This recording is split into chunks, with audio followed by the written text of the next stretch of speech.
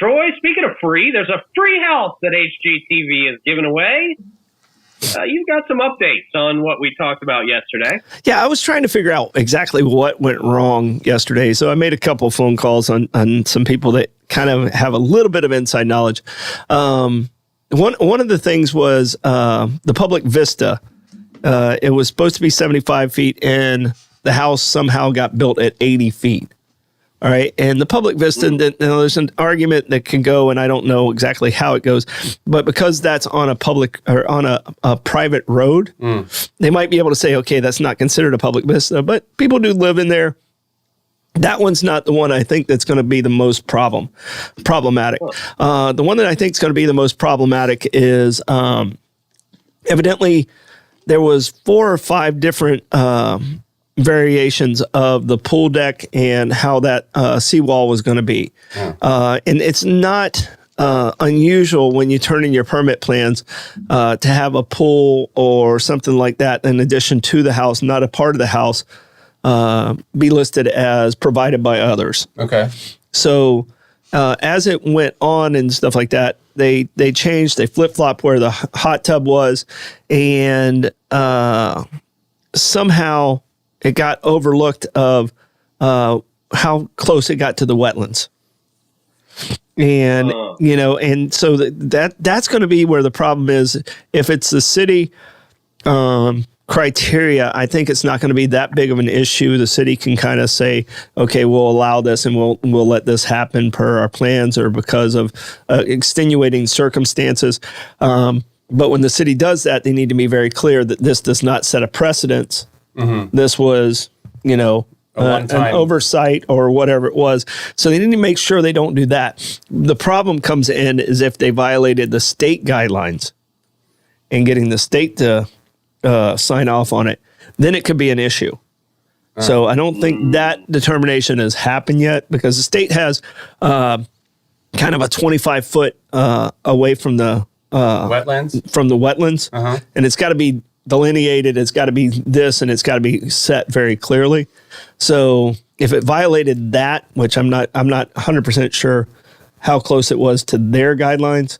But didn't everybody already sign off on this, or they just started building? Well, the state didn't really sign off. The state relies on some of the local government to check off on some of these things, but usually when you're dealing with wetlands, you do have state or Army Corps or some of those that'll sign off on it on bigger projects. This one, it kind of probably got rushed through a little bit because of the hype with it. They wanted to make sure they happened and it made the deadline. I mean, there's some other pressures that are involved in it. So no pointing fingers. They just got to make it look right so we don't look bad. Right. And like across you said, the nation. Set a precedent, right? Yeah. Yeah. And like I said, it's one of those things we're going to have to be cautious of our public appearance, because we don't want to look like, podunk Florida men trying to build houses. Yeah. And yeah, might be. In Pelican Reef, there's no podunk in that neighborhood. Well, and the general contractor is out of Orlando. Probably doesn't deal with intercoastal a whole lot. Doesn't deal with some of the things that it's in the Florida code, but it's not something that's their everyday situation. Where a local contractor probably would have had an advantage and said, "Okay, I stop right here. We look like," and to eyeball these things like. A house 75 feet and 80 feet, if you look at it, you're not going to know the difference. Right. You're not going to, you might be able to say, okay, it's blocking this view coming down this street. But to look at it and say, is that 75 feet or 80 feet? I do a lot of that stuff, and it would be tough for me to say, oh, is it 75 or 80 feet?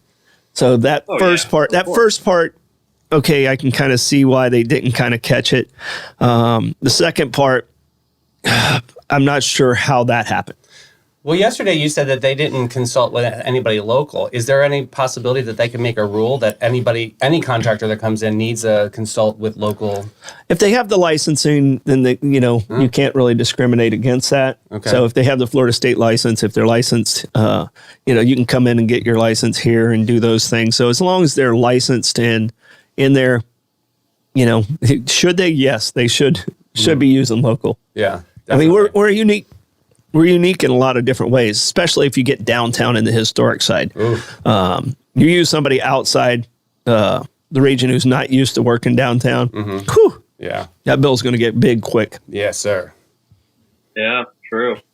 All right. So I guess then we've still got that city. They've still got that city speed bump to get over on the 5th.